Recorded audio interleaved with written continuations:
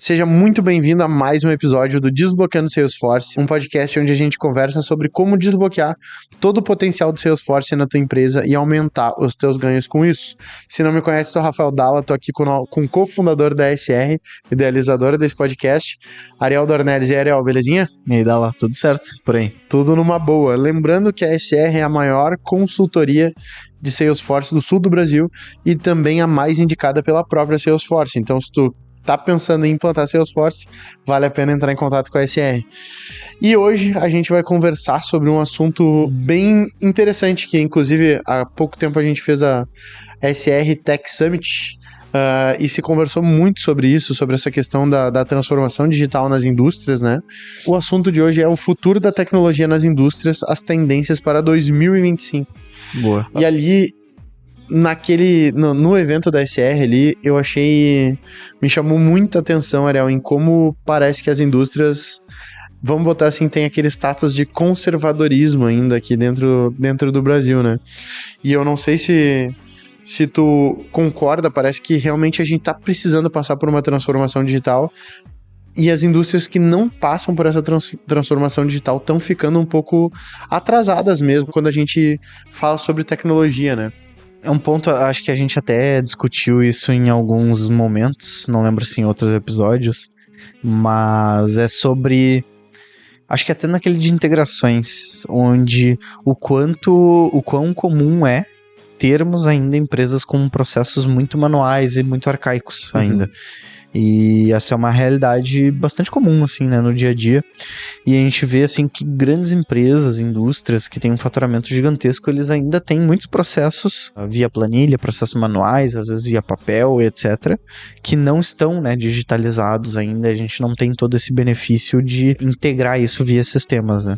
O que não é um demérito, né. A gente até fica bem surpreso, né, como as empresas conseguem crescer e gerar muitos resultados a partir desse processo. Só que se tu for fazendo uma comparação com essa própria empresa, tendo munição, tendo as ferramentas tecnológicas, o quanto eles não poderiam estar gerando de resultado além do que eles já geram, né? Então, sim, eu acho que é um ponto assim a ser visto, né? Um ponto de atenção para todas essas empresas aí de indústrias e tudo mais, ter esse olhar mais do extrair o benefício da tecnologia, né, nos seus processos, nas suas análises, tomadas de decisão. Então, acho que a gente viu, né, em alguns casos ali, né, em algumas pautas e palestras ali que a gente teve também sobre os desafios, esse processo, empresas que estão passando por esse processo de transformação digital. Então a gente tem bastante assunto aí para tratar. É que às vezes também, quando a gente tá falando de indústria, alguma coisa, parece que tecnologia tá ligado muito também a só maquinário, alguma coisa assim, alguma atualização de chão de fábrica mesmo, né? Exato. Mas, na verdade, o CRM passa por um impacto muito grande dentro de essa organização de dados, né, e digitalização de dados passa por um impacto muito grande, né? Porque hoje, se for ver, o core de uma empresa, né, o que faz ela funcionar verdadeiramente é venda, né, o fluxo começa através da venda, que é onde flui o capital dentro da empresa ali, e o CRM, ele te traz uma visão do teu negócio muito grande, né, o quanto que tu acha que o CRM gera de impacto nessa transformação digital quando implantado bem numa indústria que já vem funcionando, digamos, no papel ou na planilha ali. Sim, boa. Até, assim, corroborando com esse teu comentário, a gente vê que a indústria, ela é bem modernizada, ela tem, né, essa parte de equipamento. Fabril, né? Exato. Então, eles olham muito para esse ponto em ter um processo otimizado, né, a esteira, todo o monitoramento do processo de produção, fabricação e por aí vai. Porém, isso é a parte mais de back-office, vamos dizer assim, ela às vezes é um pouco negligenciada, um pouco deixada de lado. Então, assim, é difícil até eu consolidar em todos os desafios e possibilidades que a gente tem aí. Mas eu lembro, por exemplo, e é um cenário muito comum, não é exclusivo desse segmento, mas o setor comercial todo embasado em planilhas, sabe? A gente já viu vários casos, a gente fez alguns assessments para indústrias ali, empresas muito grandes ali com faturamento bilionário e que estavam com dor, assim, de que o CRM deles era quase, servia só para tirar pedido. entende? E todo o resto, toda a inteligência comercial, ela era em cima de planilhas, consolidada em cima de planilhas, então planilha atrás de planilha, e aí olha a velocidade que eles tinham para conseguir consolidar todas essas informações, era algo que é um motivo de dor que fizeram eles nos buscar, né, a consultoria, a SR, para conseguir desbloquear essa questão neles ali, porque a inteligência comercial, ela tava... Míope. Tava cega. Tava míope, ela tava... E assim, ela tá com o freio de mão puxado, entende? Porque eu tenho que ter um time para extrair, consolidar esses dados, para daí cruzar esses dados com outros dados, para eu conseguir ver como é que tá meu fluxo de vendas, minha geração de leads, minha geração de demanda e por aí vai. Então é assim, querendo ou não, acho que isso representa um pouco da importância que a gente tem de olhar um CRM, ele vai conseguir atender bem nisso, né? Um CRM que tá bem integrado, então a gente vai falar de problemas de integração e etc. Mas onde os dados estão bem circulando dentro desse CRM, né? Então eu não tenho silos de dados, eu não tenho esses pontos cegos, eu vou conseguir, de uma forma centralizada e mais ágil, ter essas informações para eu tomar as decisões mais assertivas para o negócio. Sim.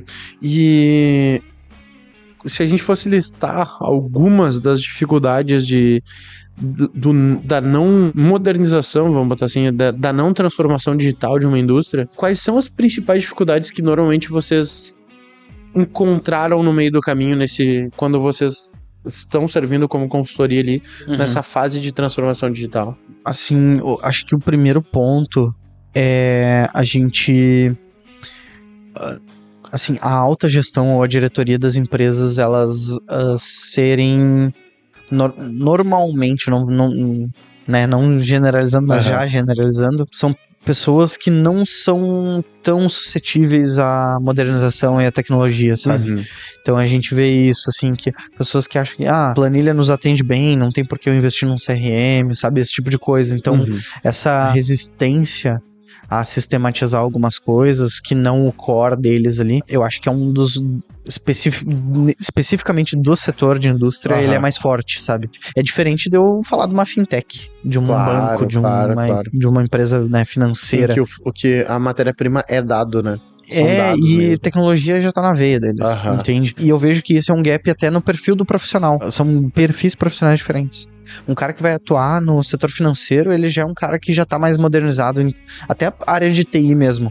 Ele já domina cloud computing, ele já domina, né, então SaaS, né, essas tecnologias, design patterns.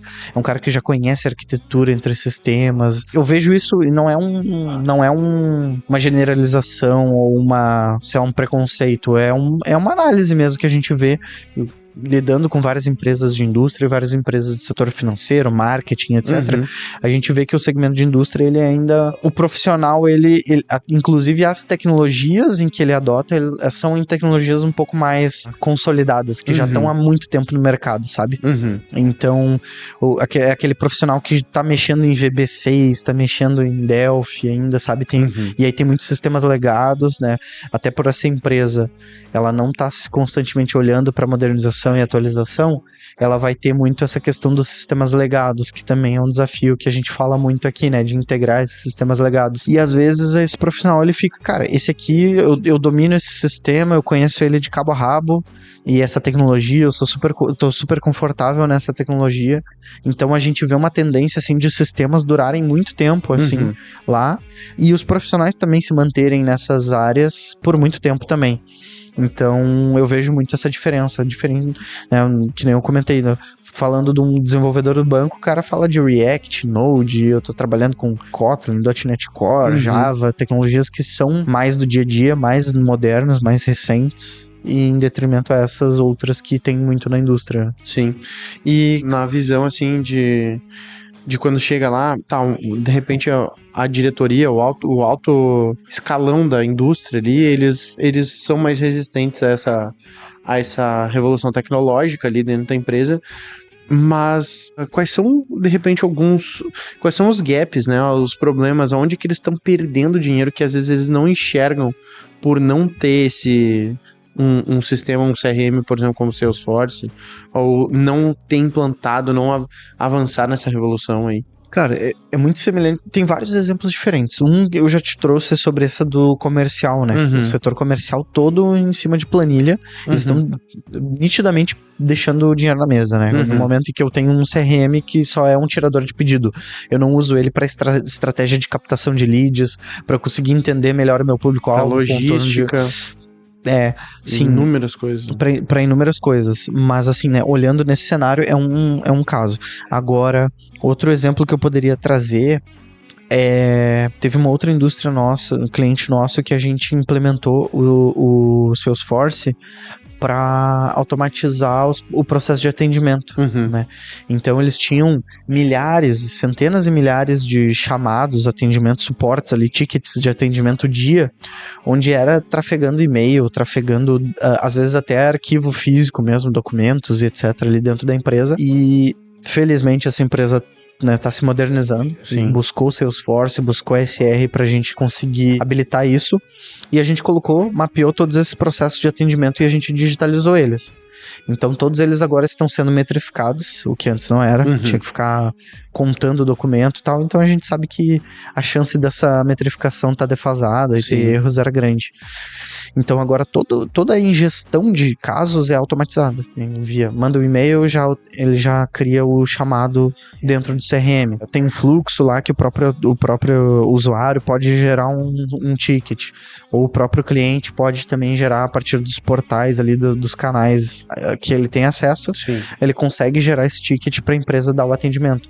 Então eu já tenho todos os fluxos, todos os processos e tipos de atendimento mapeados, caindo nesse funil ali do atendente, né, do time de atendimento, e assim conseguindo dar insumo para ele dar um atendimento padronizado, de melhor qualidade, e que isso seja metrificável e eles consigam ficar monitorando e melhorando isso constantemente. Sim. Então, isso daí, só nesse caso, para ponta de atendimento, resultado sensacional. Eu me lembro até, a gente teve um podcast que a gente conversou, acho, sobre isso, Da More. de um case, case da More, onde eu me lembro, foi com o Catani, eu acho, não foi? Foi com o Rodrigo.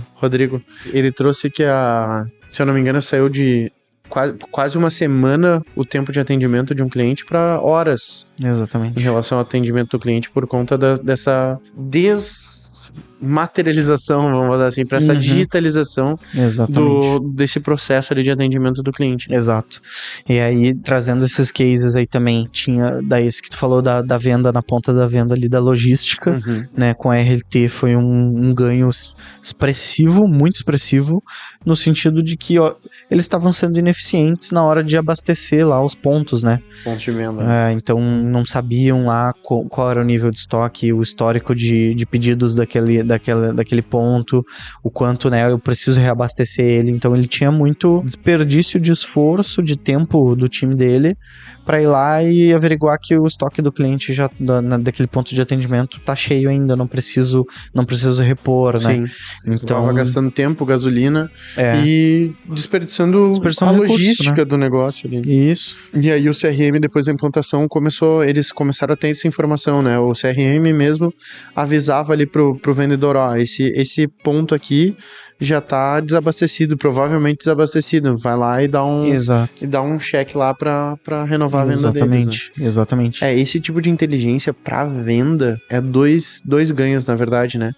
Porque tu deslocar alguém, às vezes, porque a gente sabe que nas grandes empresas aí, o representante, ele tá visitando, normalmente ele tá visitando ali o ponto de venda, né? Ele vai lá porque ele tem que fazer uma social também, tem que conversar com o cara, porque daqui a pouco já vem um concorrente ali e começa a tentar dar o canto da sereia pra ele e tal. Então o vendedor mantém muito esse relacionamento, né? Só que muitas vezes, no caso da venda ali, o vendedor ir sem uma informação, né? Tipo, ele vai e o cliente ainda tá abastecido, ele só fez a social e acabou perdendo a viagem também, né? Mas o vendedor saber ter essa munição na mão ali, vai pra esse setor aqui, que nesse setor aqui tem 4 que provavelmente já estão desabastecidos. Ele ir com esse tipo de informação já aumenta consideravelmente, provavelmente, as vendas dele e diminui consideravelmente o desperdício de gasolina e tempo do vendedor indo em lugares que não precisaria visitar naquele momento. Né? Então é 100% de lucro e aumento também de ganhos ali da empresa nesse formato. Exato. Um outro ponto que a gente viu um ganho bem significativo é a gente usar a tecnologia, usar o CRM, e mais específico a ferramenta de bot do Salesforce para dar um autoatendimento, né? E aí conseguir desafogar um pouco o teu time de atendimento, porque a gente vê às vezes times de atendimento gigantesco, um monte de gente, e que com pequenas automações ela tá inchada, sabe? Não precisaria estar assim. Com pequenas automações eu consigo desafogar muito meu time e dar vazão para muito tipo de atendimento, suporte pequeno, que é daqui a pouco com informação mais tranquila, assim, mais simples de dar. Às vezes daqui a pouco o cara precisa entrar num chat, falar com um humano, ou pro telefone falar com alguém, só pro cara ler um script para ele, sabe? Só faz isso. Então um bot ali, a gente fez isso em alguns clientes e teve um caso em específico que a gente conseguiu reduzir também bastante o volume ali de atendimentos humanos, né, que estavam caindo na fila de humanos para atender, com o autoatendimento ali e reduzir o tempo médio ali de atendimento absurdamente também e desafogar o time para resolver os BOs de verdade ali, né? Digamos assim, né? As coisas mais difíceis. Então, essa parte de bot para autoatendimento gera muito valor para os negócios. E teve um outro case que a gente não pode deixar de falar toda vez que traz um case, é o case da Porto Belo, né? Sim. Na Porto Belo, como a gente atuou bastante em várias frentes com eles, não foi só o projeto unificação, né, que a gente fala. Então a gente teve o portal do especificador, onde aquele portal, ele desafogou muito o time de atendimento no relacionamento com o especificador, né, que são os parceiros ali da Porto Belo, que são os revendedores ou arquitetos, designers que têm uma obra, né, para realizar para os clientes deles, e eles em parceria vêm fazendo os pedidos ali de materiais e tudo mais ali da Porto Belo, né. Então ali eles construíram um portal, a gente construiu um portal a partir das comunidades de parceiro do Salesforce. Comunidades de parceiro, onde eles tinham um login e senha, eles conseguiam acessar no portal e visualizar os pedidos, comissionamento, se estava aprovado ou não, quanto que eles tinham de comissionamento para fazer, até todo o fluxo de comissionamento mesmo, para emitir nota, para fazer todo esse processo de aprovação do comissionamento em cima dos pedidos, até eles terem o status de que foi depositado, né, o valor do comissionamento. Então isso desafogou muito o time de atendimento lá da Porto Belo. Os especificadores não precisavam ficar ligando como é que tá minha comissão, o que eu preciso fazer, preciso mandar isso, aquilo. Era só logar no portal e ver qual era o status. E se precisasse de alguma interação, conseguia fazer interação por dentro do portal mesmo. Então aquilo ali desafogou muito. Também sobre a questão do portal, do programa de relacionamento que eles têm, então uma gamificação, categorização ali do nível, né, do especificador. Então categoria Basic, Silver, Advanced, sei lá, tinha alguns termos lá, não me lembro agora, mas isso também eles conseguiam acompanhar por lá, e era boa parte do tipo de atendimento ali que o time de suporte tinha que dar para os especificadores, e a gente conseguiu digitalizar esse processo e também desafogar muito o time ali de atendimento. Show. Cara, e tem alguma tecnologia, assim, que tu acredita que vai ter maior impacto para os próximos anos ali nessa parte de transformação digital nas indústrias? Cara, eu acho que tudo que a gente falou até agora vai ter uma importância muito grande, mas a gente não pode deixar de falar que isso tudo vai ser potencializado em N vezes pela inteligência artificial, né? Sim. Mas assim, né, um ponto que eu gosto de trazer, eu trouxe alguns pontos e quero reforçar aqui, inclusive, principalmente pro setor de indústria, que a gente tá vendo que ainda tem chão para percorrer nessa questão de digitalização, antes de querer buscar IA, fazendo aquele velho jargão, velho não, é novo porque ainda é nova, mas assim, a tua IA é tão boa quanto os teus dados, né? Então, eu preciso primeiro, não vou conseguir gerar uma IA que vá ler o meu documento físico ainda, né? Um papel impresso. Talvez daqui a pouco. Sim. Mas assim, o que eu tô querendo dizer com isso, né? Não é para levar o pé da letra, mas é sim digitalizar os processos. Essa informação precisa estar acessível para depois eu plugar no meu AI e conseguir gerar sinergia ou aumentar, melhorar minha performance e tirar insights em cima disso. Então, olhar para esses processos ainda que não estão digitalizados, e a gente conseguir daqui a pouco ter esse backlog, esse roadmap do que eu preciso, quais são meus gaps, quais são as minhas principais dores no meu negócio hoje, e que eu consigo ter daqui a pouco até essa questão de custo-benefício rapidamente gerar um valor, sabe? Por exemplo, na minha ponta de atendimento, daqui a pouco eu tô deixando os pratos caírem ali na hora de dar o suporte. A parte da venda tá fluindo bem, eu tô conseguindo aquisições de novos clientes constantes, mas eu tô pecando na retenção. Então, daqui a pouco, cara, beleza, o que eu preciso melhorar nesse meu processo? Quais são os atritos ali que eu preciso remover pra ir melhorando isso? E aí, tá, eu já tenho todas as informações, todos os insumos necessários para daqui a pouco plugar em algo que vai conseguir me dar esses insights e conseguir fazer com que eu vá melhorando esse meu processo, daí casa super bem. Sim. Então, beleza, eu tenho meu time de atendimento, já tá com todos os fluxos mapeados no Service Cloud, eu já tenho a minha base de conhecimento lá no Knowledge Base, eu já tô conseguindo automatizar tarefas pro meu time de atendimento. Beleza, agora o que eu consigo melhorar com, daqui a pouco, um Einstein, então botando o Einstein ali, daqui a pouco eu vou conseguir plugar o Einstein na minha base de conhecimento pra já deixar pronto, sugerir o artigo pro meu atendente já conduzir o atendimento da forma correta, ou eu já consigo daqui a pouco fazer todo um resumo do histórico desse cliente, de uma visão 360 em que o meu atendente só vai precisar ler e validar com, sabe? Sim, o Einstein já traz ali, ele só valida a informação. E já deixa tudo mastigadinho, né? Mas para isso eu preciso ter uma boa estruturação dessas informações, eu preciso que esses processos, essas informações relevantes que eu vou alimentar essa AI, elas estejam disponíveis, né? Eu me lembrei de um case também da RT ali que a gente conversou, que é a questão que eles não tinham noção, às vezes eles perdiam os freezers, lembra? Era o barril. O barril, isso aí. Eles acabavam perdendo os barris porque eles não tinham um sistema organizado de logística onde estavam distribuídos os barris deles. Exato. E eles acabavam tendo esse problema ali de perder os barris, né? De não conseguir recolher esse barril de volta, né? Exatamente. É um ponto também.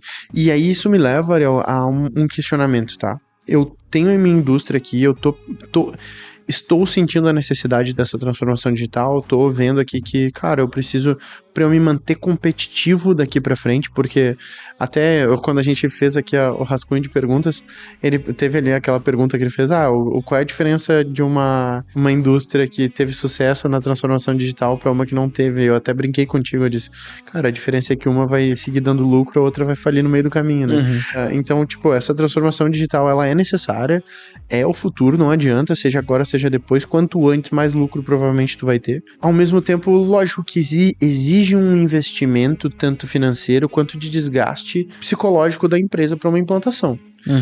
É necessário eu implantar tudo de uma vez só?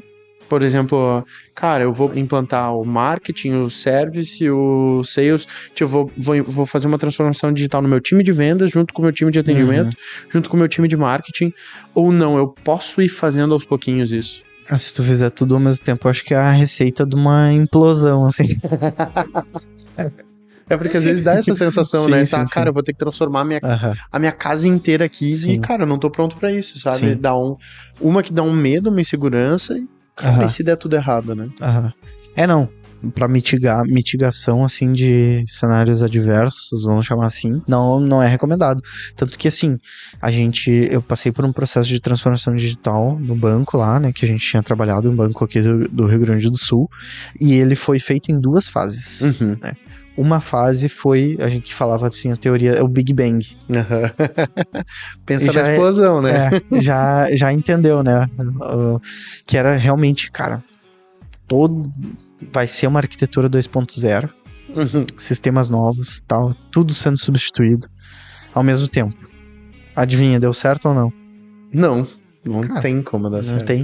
Não. Só explodiu. Só não deu certo. Pararam antes de explodir, viram que o negócio tava em fase de explosão mesmo. Sim. Então pararam o estudo e replanejaram. E é o que eu gosto de recomendar. É assim, porque o que acontece? Também tem aquele deslumbre, sabe? Tipo, por exemplo, o cara que parece que ele tá na caverna. A analogia da caverna de Platão, já viu assim? Não. Que, tipo, as pessoas que estavam dentro de uma caverna e aí só ficavam vendo as coisas, tipo, tinha uma fogueira acesa e aí pessoas passando, só que tu não conseguia ver as pessoas, não conseguia ver o ambiente, tu só via as sombras. E aí depois uma pessoa escapou, né, dessa prisão, dessa caverna, e aí viu o mundo como é. E aí fica aquele deslumbre, sabe? Porque, imagina, olha a diferença, né, de tu tá vendo vultos e depois de tu ver um mundo da vastidão que é. É meio que uma analogia filosófica, né, filosofando um pouco. E, cara, às vezes é esse o A virada essa de chave, percepção. né? Aham. Tipo assim, cara, eu achava que era minhas fichas aqui, minhas planilhas. Sim, do nada ele enxerga um dashboard ali na E frente depois dele eu tenho, depois eu tenho um BI ali. BI, eu tenho um data lake, pluga todas as informações e eu cruzo dados e fico brincando assim, sabe? O cara é um mundo novo. E aí, às vezes, pode ter esse deslumbre de, cara, querer mudar tudo ao mesmo tempo, radicalmente, né? E é bem arriscado, bem arriscado. A sugestão que a gente dá, normalmente a gente entra nesse cenário num assessment. Mas assim, normalmente a sugestão que a gente dá nesses casos, que a gente provoca para os nossos clientes é entender quais são os objetivos, sabe? Por que vocês vieram atrás da SR ou da Salesforce para resolver qual dor, né? Qual a dor principal? O que motivou? O que tá sangrando agora. O que motivou a vocês cogitarem ou irem atrás, ou a gente daqui a pouco prospectou, mas fez né, o que tocou que fez tu abrir a porta pra gente, então, né? Se não foi um inbound, foi um outbound. Entender essa dor, assim, realmente, qual o objetivo? Porque a gente sabe que vai ter muitos benefícios ali, mas aquele que vai fazer, por exemplo, daqui a pouco, num momento de dificuldade do projeto, tu olhar para aquilo e, cara, mas isso vai resolver aquela dor, eu vou continuar, entende? E normalmente esse cara é o principal, assim, a gente conseguindo se guiar por isso, ele vai nortear as decisões, né? Sim. Então a gente fala muito sobre o processo decisório de priorização. Quando a gente tá no assessment, a gente entende as dores, entende os objetivos, onde quer chegar, e aí a gente traduz isso para tecnicamente o que a gente tem que implementar, qual produto o Salesforce vai te atender e de que forma a gente tem que implementar isso para te atender, e a gente prioriza, né? Coloca numa ordem cronológica que seja aceitável pra gente fazer no ritmo que seja aceitável também pro cliente. Sim, e não seja arriscado também. Não seja arriscado, não seja um custo exorbitante, porque tu vai querer implementar Sales, Service, Marketing, Data Cloud, tudo ao mesmo tempo. Cara, qual o tamanho do time que eu vou ter que alocar pra ti? Claro. Isso tudo tem um custo também. E aí, tu vai ter braço pra me atender também, pro teu time de marketing, vendas, atendimento parar e validando. Exato. Então, a gente casa essa parte técnica, alinhada com os objetivos do negócio e aliada também com as particularidades e o momento da empresa. Porque às vezes tem essa questão de momento. Eu quero começar por vendas, mas eu tô no fechamento do mês de dezembro.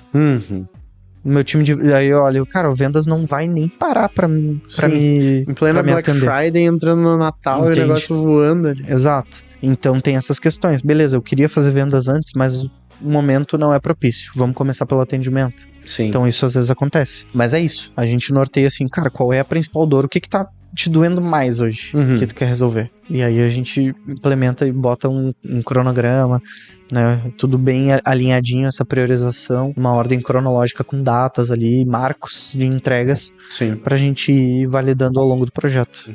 Inclusive, falando dessa questão de compreensão, o Ariel falou já 2 vezes sobre a questão do processo de assessment, que é o que é o processo de assessment, né? É uma imersão onde a SR ela faz essa imersão dentro da tua empresa a ponto de entender todo o processo da tua empresa e por qual o melhor caminho para seguir, ali para te explicar qual o melhor caminho para seguir nessa transformação digital, daqui a pouco numa implantação de uma nuvem, 2 nuvens do Salesforce ali, para que tu consiga startar e desbloquear de repente esse potencial que tu tem de digitalização de dados, né? Para ampliar a tua inteligência como empresa mesmo. Ou então, de repente, já tem o Salesforce e tá travado nisso daí, não foi bem implantado, não tá funcionando legal a ferramenta, né? E para quem escuta o podcast aqui, a gente dá de presente esse processo de assessment. Ele é um processo que tem um custo aí, de repente pode custar 20, 30, 40 mil reais. Nesse universo Salesforce é bem comum esse tipo de preço para um processo de assessment, e a gente quer te entregar de presente. De repente a tua indústria tá precisando dessa transformação e tu tá precisando dar um primeiro passo para compreender se é possível tu startar esse processo de transformação. Para isso a gente vai liberar um código aqui, que é só tu ler depois aqui o QR Code na tela, ou clicar no link da descrição ou no comentário fixado aqui e colocar um código que a gente vai liberar agora nesse episódio, para tu, quando solicitar o contato da SR ali, a gente já vai saber que tu ganhou de presente esse processo de assessment aqui pelo podcast. Eu pensei num código, Ariel. Diga. Eu pensei em 2025. 2025. Pra iniciar esse ano, eu sei que esse podcast aqui tá saindo pro fevereiro, mas ainda dá tempo de startar o ano ali, bem planejado, iniciando esse processo de transformação digital. Pode ser? Pode. Fechou, então. Tu vai acessar lá a SR, solicitar o contato e na parte de código ali, no campo de código, tu vai digitar 2025. A gente, quando receber aqui o teu contato e tiver o maior prazer em te atender, a gente já vai saber que tu ganhou esse processo de assessment aí na tua empresa, pra realizar essa transformação digital na tua indústria aí também. Fechado? Dando andamento aqui, Ariel, a partir do momento que eu decidi, fiz ali o assessment com a SR e eu decidi dar esse passo aí da transformação digital, de iniciar essa transformação digital, que tipo de métrica que tu acha que a empresa deve analisar para ter essa noção, para conseguir avaliar o sucesso dessa digitalização na empresa? Cara, fazendo até um gancho, ainda eu acho que isso tá muito a ver com o que a gente falou do assessment também, porque o que eu vejo? Não tem um KPI exato, bala de prata, que vai indicar, não, aqui deu certo, sucesso. O que a gente indica normalmente, né? Dentro do assessment, junto com essa questão de qual é a principal dor, né? O que tá doendo mais na tua empresa e o que tu quer sanar, né? De dificuldade, ou objetivos que tu tenha com esse projeto, isso vai nortear o nosso foco em métricas e no setor que a gente vai monitorar.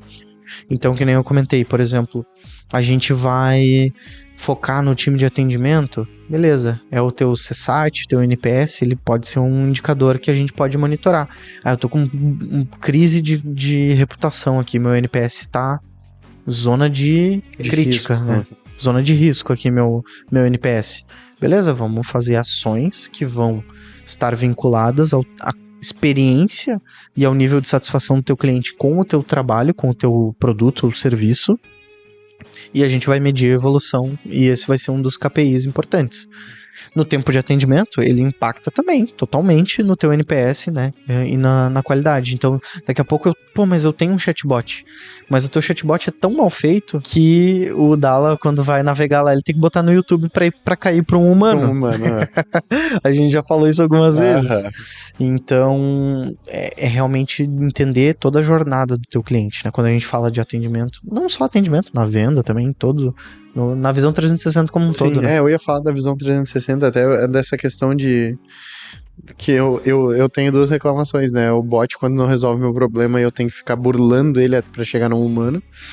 E a questão do orçamento, que o cara tem que pedir 30 vezes o mesmo pedido, porque passa de setor para setor e eles não têm a visão 360 do meu atendimento. E eu tenho que ficar pedindo exatamente a mesma coisa para todos os setores ali, né? Exato. E tudo isso acaba impactando no caso de atendimento ao cliente, assim. E se for, no caso, se eu for para um marketing, qual KPI que tu acha que vale analisar? Cara, por exemplo, daqui a pouco a empresa tá com um desafio para coletar leads, né? Então acho que a gente pode olhar, vou usar o próprio exemplo da SR, né? A gente tá estruturando o nosso e-mail marketing cloud, né, que a gente tá utilizando, e algumas outras ferramentas ali de automação para inbound, pra gente já conseguir dar vazão para a quantidade porque assim, a gente está fazendo iniciativas para aumentar a captação de leads e logo eu vou precisar de mais poder de processamento, de atendimento, de dar atendimento a esses leads que estão entrando. Então a gente está fazendo algumas iniciativas, umas de automação, outras de qualificação desse lead para eu conseguir priorizar eles da forma correta e atingir o meu ICP mais, né, primeiro, né? Então, priorizar conforme quem tá mais propenso a fechar com a gente. Então, eu vou olhar a quantidade de leads que eu tô gerando por canais, quais campanhas, quais estratégias, né? Então, isso tá tudo metrificado, porque o que a gente não mede não tem como melhorar. Sim. Né? Então, eu quero melhorar a qualidade dos leads que estão entrando. Beleza, tá medindo? Não. Então, como é que você vai melhorar, né? Então, cara, a gente começou a medir quais os canais, né, da onde que tá vindo, de que campanha tá vindo, de que mídia, de que peça, de que criativo que tá vindo. E aí, a partir disso, agora eu vou entender, tá, beleza, quantos que foram qualificados? Aí a gente viu ali, cara, a campanha do Meta tá trazendo poucos leads qualificados pra gente. O Google tá trazendo muito bem. Beleza, vamos testar outros canais, né? Ou daqui a pouco testar outras abordagens e tudo mais. Fazer um evento. Fazer um evento e por aí vai.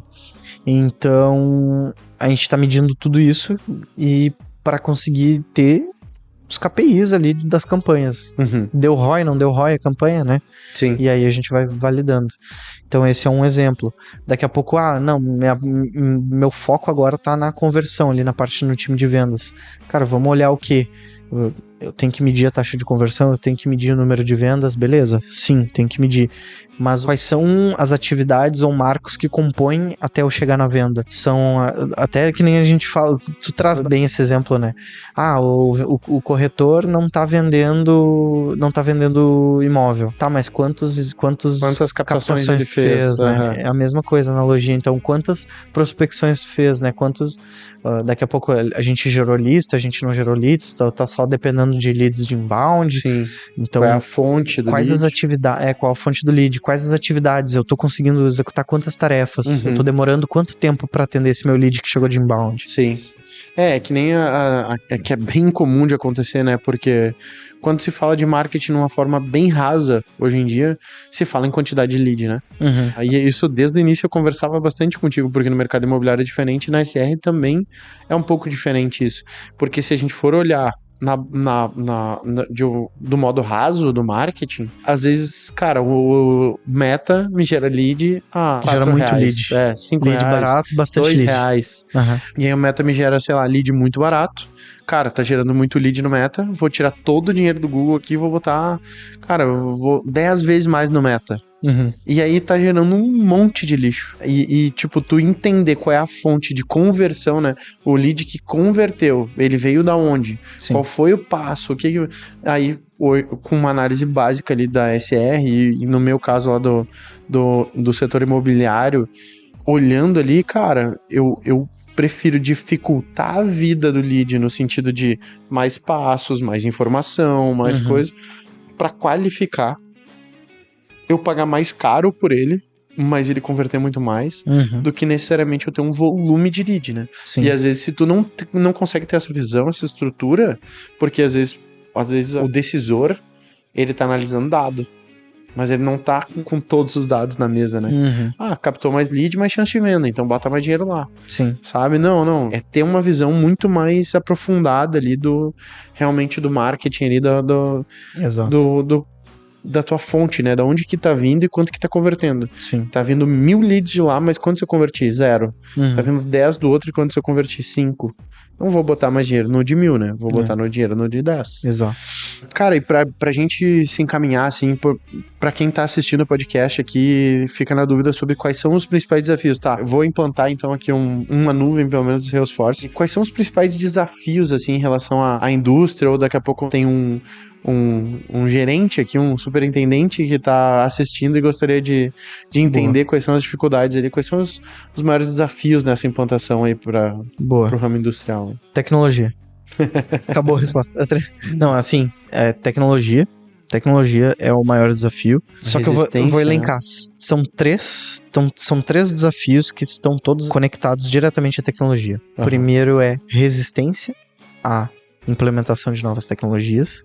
Então, essa questão, né, de não ver o valor ou não conseguir daqui a pouco, assim, ter essa questão, essa aversão a mudar o processo, o jeito que sempre lidou com as coisas, né? Até medo de mudar. Às vezes até o medo, exato, ou até prevendo o desgaste e esforço que isso vai ter também, às vezes fica se questionando se vale a pena ou não. Então, o primeiro ponto é a questão da resistência à tecnologia. O segundo ponto é a tecnologia per se. Tá bonito, né? Deus me livre. É a tecnologia no sentido de que muitas vezes na indústria a gente tem um time enxuto de tecnologia, entende? Eles não são assim, ainda não... Óbvio, não 100% dos casos, mas o time de tecnologia ele ainda é muito enxuto. E ele tem poucos profissionais, daqui a pouco é muita ferramenta terceira, sabe? Então a parte de infraestrutura tá delegada para outras empresas, né? Eles estão delegando isso para outras empresas, contratando SaaS e por aí vai. Só que em algum momento eu vou precisar ter isso tudo integrado, eu vou precisar olhar para a arquitetura corporativa, e aí eu esbarro nesse desafio técnico do meu time de TI interno. Né? Então esse é um desafio também que a gente vê muito comum. E aí às vezes nós como SR acabamos tendo que incorporar algumas outras responsabilidades. Teve clientes nossos que a gente atuou para construir um data lake, ou atuou para construir um desenho de arquitetura corporativa, atuou para configurar a infraestrutura de cloud deles, entende? Então isso são serviços que às vezes as pessoas não... Muita gente não conhece, mas são serviços que a SR também presta. Sim. Mesmo o nosso core sendo Salesforce, a gente atende todo um ecossistema para habilitar o uso de Salesforce. Então, se precisar construção de data lake, fazer uma implantação de e-commerce, fazer uma configuração de cloud, de infra e por aí vai, a gente acaba atuando nessas frentes também. Então, é um cenário que eu vejo bem comum ali nas indústrias, que às vezes falta essa robustez do time de tecnologia, né? E de ferramentas mesmo, ferramental interno dentro de casa. E o terceiro ponto, também voltado à tecnologia, que envolve o custo humano de profissionais de tecnologia também. Porque quando a gente fala de transformação digital, a gente está falando muito de construir muitas pontes entre sistemas, e os engenheiros dessas pontes digitais, que são os programadores, eles também têm um custo, a gente precisa inchar às vezes o time, né, a operação, e para conseguir atingir os objetivos que a gente quer no tempo que aceitável ali, na velocidade que a diretoria, a gestão espera. E aí esse é um desafio, porque é quase um dilema que a gente tem entre velocidade de entrega, mais custo e mais resultado nas integrações. Então às vezes eu quero ter resultado a velocidade muito rápida a custo baixo.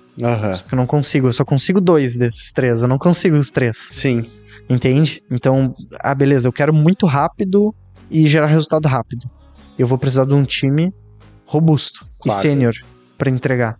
Então, meu custo não vai ser baixo. Sim.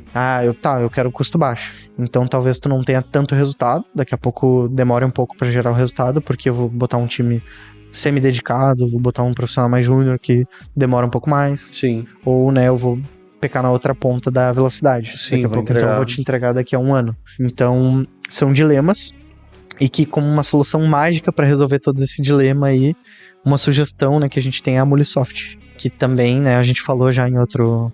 Não é mágica, falando brincadeira assim, mas ela atende muito bem esse cenário, onde tu consegue, né, a gente falou, quem tiver curiosidade vai lá no episódio de Mulisoft.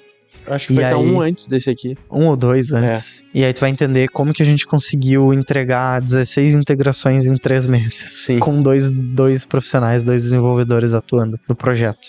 Então isso ele atende muito bem essas necessidades, às vezes, de gerar resultado rápido, com um custo mais acessível. Sim. Eu não preciso ter todo um time de desenvolvedores, de infraestrutura, de cloud, para configurar tudo e desenvolver todas essas pontes, quando daqui a pouco eu consigo usar essa ferramenta e gerar mais valor mais rápido a um custo mais acessível. Show de bola, show de bola. O jabá ficou bom? Ficou ótimo, tá ótimo o jabá. Eu gostei que, tipo, esse episódio aqui, no fim das contas, ele é um episódio muito de consciência mesmo, assim. Ele foi um episódio muito de consciência, a gente conseguiu trocar essa ideia e é real, sabe? Foi um episódio genuíno. Não foi um episódio de jabá, simplesmente, sabe? Foi um episódio genuíno mesmo, assim. A gente fala na brincadeira aqui, né? Exatamente. Porque a gente acredita nas ferramentas, né? Todas as ofertas que aconteceram nele foram ofertas genuínas mesmo, reais, assim. Exatamente. Foi muito bom mesmo. E se tu acompanhou esse episódio até aqui, lembra de deixar teu like, se inscrever aqui no canal, comentar se tá precisando de alguma ajuda, alguma coisa, comenta aqui embaixo, que a gente vai ter o maior prazer em te responder, ou de repente gravar um episódio com a tua pergunta aí, a gente conseguir desenvolver um episódio inteiro em cima do teu problema. Se quiser entrar em contato com o Ariel e a SR através das redes sociais, Ariel... Boa, vamos lá. @Ariel Dornelles no LinkedIn. Se quiser entrar em contato com a SR diretamente, @srconsulting.io. SR Consulting também tá no LinkedIn, geramos bastante conteúdo por lá. E o nosso site srconsulting.io ou .io. Isso aí. É isso aí. Fechado, então. Lembrando, se tu quiser ganhar esse processo aí de assessment dentro da tua empresa, lembrando, a ASR é a consultoria hoje mais indicada pela Salesforce aqui no sul do Brasil. Se tu quiser ganhar esse processo de assessment, código 2025, só entrar no link na descrição ou no QR Code que passa aqui na tela, colocar lá o código 2025, que a gente vai ter o maior prazer em te atender e gerar essa transformação digital aí na tua empresa. Fechou? Um abração e até o próximo episódio. Valeu!